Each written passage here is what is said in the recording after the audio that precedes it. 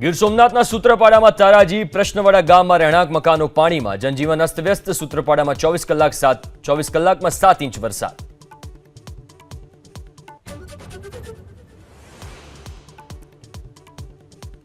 સૂત્રપાડામાં સતત ચોથા દિવસે વરસી બરબાદી, બેટમાં ફેરવાયેલા ખેતરોમાં તરતી દેખાઈ મગફળી, ખેતરો ધોવાતા જગતનો તાત ચિંતિત।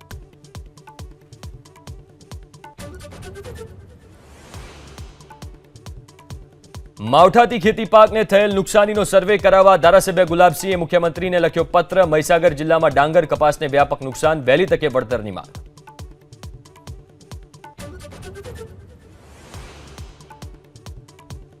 બોટાદ એપીએમસી 4 દિવસ બંધ, આજથી 31 ઓક્ટોબર સુધી યાર્ડ બંધ। 1 નવેમ્બરથી યાર્ડ રાબેતા મુજબ શરૂ થશે, ખેડૂતોને જણસ ન લાવવા અપીલ।